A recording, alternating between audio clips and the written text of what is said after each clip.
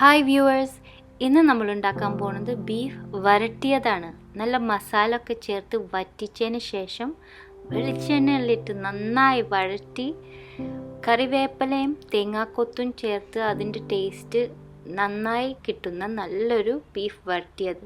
ഇത് പൊറോട്ടയുടെ കൂടെയോ പത്തിരിയുടെ കൂടെയോ നെയ്ച്ചോറിൻ്റെ കൂടെയോ ഒക്കെ നല്ല മാച്ചാണ്. ഒന്ന് ട്രൈ ചെയ്ത് നോക്കൂ.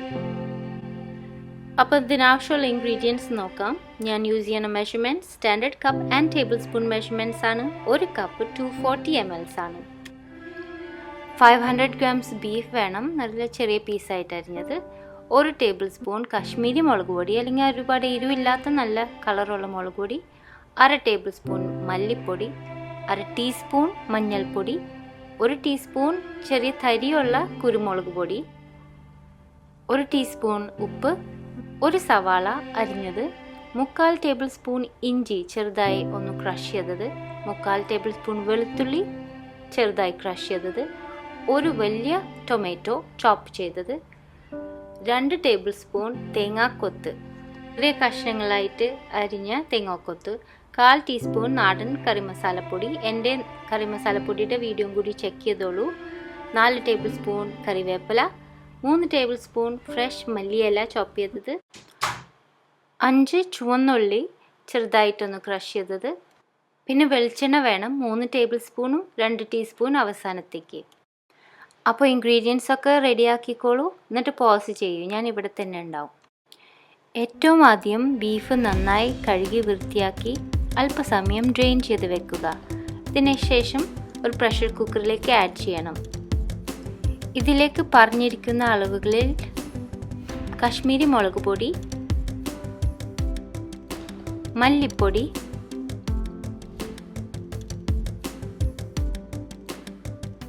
മഞ്ഞൾപ്പൊടി, പിന്നെ ചെറിയ തരിയുള്ള കുരുമുളക് പൊടി, ഉപ്പ്, 1/4 കപ്പ് വെള്ളവും ചേർത്ത് നന്നായി ഇളക്കി കൊടുക്കുക കൈകൊണ്ട്. ഇതിനുശേഷം പ്രഷർ കുക്കർ അടച്ച്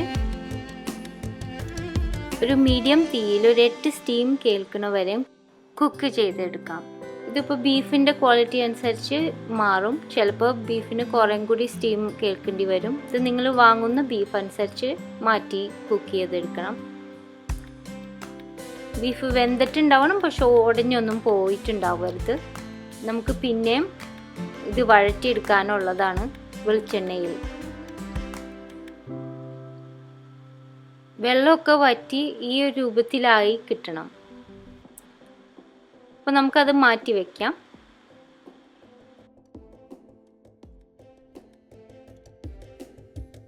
ഇനി മസാലയ്ക്ക് വേണ്ടി ആവശ്യമുള്ള ഇൻഗ്രീഡിയൻസ് ആണ് ഇതൊക്കെ. ഇഞ്ചിയും വെളുത്തുള്ളിയും ചതച്ചത്, സവാള അരിഞ്ഞത്, ടൊമാറ്റോ ചോപ്പ് ചെയ്തത്, തേങ്ങാക്കൊത്ത്, കറിവേപ്പില, പിന്നെ ഉള്ളി ചതച്ചത്, വെളിച്ചെണ്ണ. അപ്പം ആദ്യം 3 ടേബിൾ സ്പൂൺ വെളിച്ചെണ്ണ ഒരു നല്ല ചീനച്ചട്ടി നന്നായി ചൂടായതിന് ശേഷം അരിഞ്ഞിരിക്കുന്ന സവാള ആഡ് ചെയ്ത് ഒന്ന് വഴറ്റിയെടുക്കണം. ഒരു ഗോൾഡൻ കളറായി ഇതുപോലെ ആയി കിട്ടുന്നത് വരെ. ഇതിലേക്ക് ഇഞ്ചിയും വെളുത്തുള്ളിയും ചതച്ചതും കൂടി ആഡ് ചെയ്ത് 1 മിനിറ്റും കൂടി വഴറ്റിയെടുക്കണം. ആ പച്ചമണമൊക്കെ മാറി കിട്ടുന്നവരെ.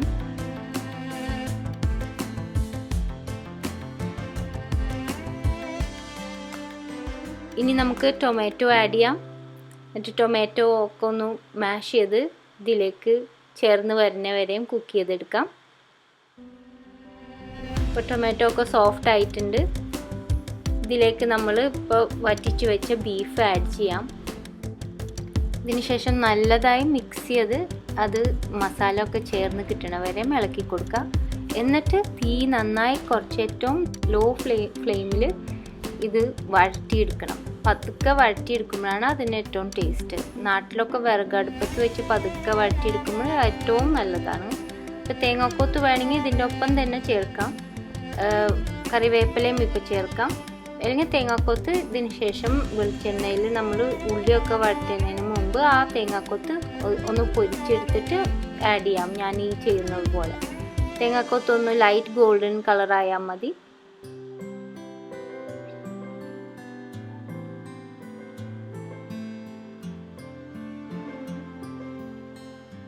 ഇത് ഈ എണ്ണയിൽ നിന്ന് മാറ്റി ബീഫിലേക്ക് ആഡ് ചെയ്യാം. ബാക്കിയുള്ള എണ്ണയിൽ ചതച്ച് വെച്ചിരിക്കുന്ന ചുമന്ന ഉള്ളിയും കൂടി ചേർത്ത് അതും കൂടി ഒന്ന് വഴറ്റി ഗോൾഡൻ കളർ ആവുന്നത് വരെ അതിലേക്ക് കുറച്ചും കൂടി കറിവേപ്പിലയുടെ ടേസ്റ്റ് ബീഫ് വരട്ടിയതിന് വളരെ പ്രധാനപ്പെട്ടതാണ്. ഇതും കൂടി ചേർക്കുക. എന്നിട്ട് വീണ്ടും ആ ചെറിയ തീയിൽ നന്നായി വഴറ്റിയെടുക്കണം. ആ ബീഫ് വീണ്ടും ഒന്ന് ചൂടായി കിട്ടണം. എന്നിട്ട് ഏറ്റവും അവസാനം നമ്മുടെ നാടൻ കറി മസാലപ്പൊടിയും കൂടി ചേർക്കണം. എൻ്റെ റെസിപ്പി വീഡിയോ ഒന്ന് ചെക്ക് ചെയ്തോളൂ. അത് ചേർക്കുമ്പോൾ നല്ല ടേസ്റ്റാണ്. ഇപ്പോൾ നമ്മുടെ ബീഫ് വരട്ടിയത് നല്ല ടേസ്റ്റായിട്ട് റെഡി ആയിട്ടുണ്ട്. ഏറ്റവും അവസാനം കുറച്ച് ചോപ്പ് ചെയ്ത ഫ്രഷ് മല്ലിയിലയും കൂടി ചേർത്ത് നമുക്ക് നമ്മുടെ പൊറോട്ടയോ പത്തിരിയോ നെയ്ച്ചോറിൻ്റെ കൂടെ ഒക്കെ സെർവ് ചെയ്യാം. ട്രൈ ചെയ്ത് നോക്കിയിട്ട് നിങ്ങളൊരു ഫോട്ടോ അയക്കണം.